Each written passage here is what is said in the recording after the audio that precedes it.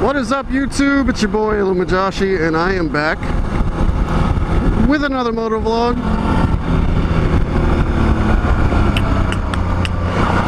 So, as promised, I said I was going to do a reveal video on the new bike, and here she is. 2004 Suzuki V-Strom 650. And why did I go with the V-Strom? Well, for one, it was pretty damn cheap. Like deal almost too good to pass up cheap. We'll take the back way.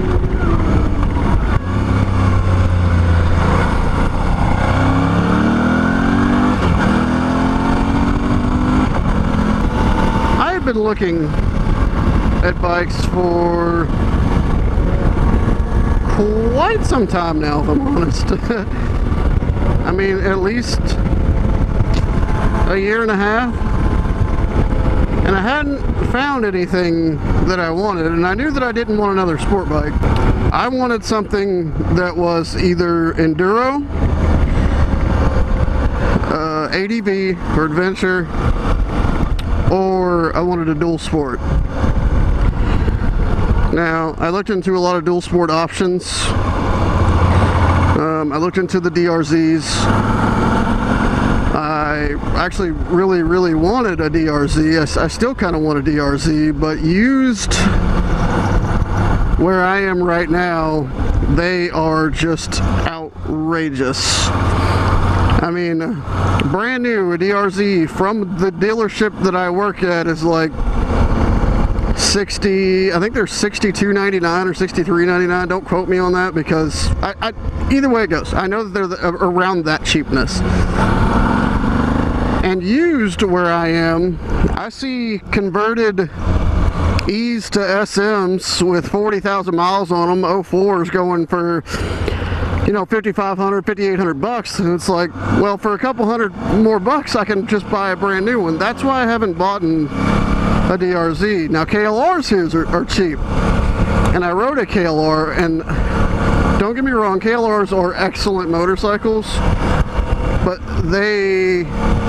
it wouldn't do for what I want to do.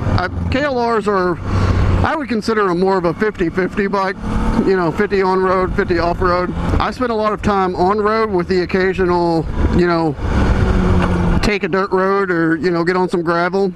Me and a buddy, actually, him on his DRZ and me yesterday, went riding, and we went and did some exploring, and I was actually utterly surprised at how well this bike did keeping up with him off-road. The only time this bike really didn't do good was in the sand that we ended up in, and I've read about it, but I hadn't experienced it for myself yet. These bikes are really front heavy, they're nose heavy, so when they get in sand, they tend to wash out really easily, and that's exactly what happened to me last night. So, can it do it? Absolutely. I mean, I wouldn't do much more than what we did last night, because, you know, I think that would be just a little too much on it. But I had fun, you know. I kind of proved my point to myself as to what my purpose was for this. And, I mean, it did great for that purpose, so I'm happy. In a second, we'll get off here and show you what the bike looks like. These things kind of have a cult following. It's weird because you don't know how involved people are with a certain anything until you own that thing, and then you start joining forums on that thing and you know, things of that nature. But this has a cult following, where I found out that these bikes are actually notorious for running over 100,000 miles.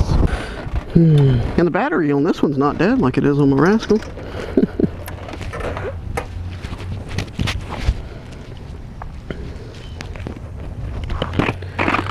So there she is in all of her Strom glory. The only thing that I've had to do to it is I had to put tires on it. Since I knew that I was going to be since I knew I was going to want to do a little bit of off-roading, I went with a Shinko 705. Considered a 70-30 tire, 70 on-road, 30 off-road. I had to put a chain on it, and then I just did an oil change on it, and the thing's been, it's been absolutely amazing. I've probably already put 200 miles on it since I've had it, about 40 of which have been you know, in the mud and gravel, which is why the bike's so dirty right now. But yeah, 04 V-Strom 650.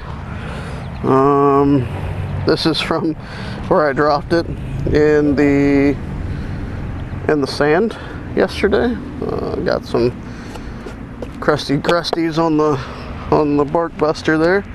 The front end is atrocious, I'm not gonna lie, it's pretty freaking ugly, but I got what I got, and I got it for really cheap.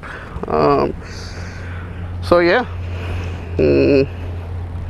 hope you guys like it. Yet again, don't suck, man. That's the number 2 rule. I was talking to Brain, Half Cooked, and I showed him that picture after I printed out that vinyl. And I said, that's the number 1 rule of motorcycling. He said, no, that's the number 2 rule on motorcycling. He said, the number 1 rule, watch out for dumbasses. And I agree 100%.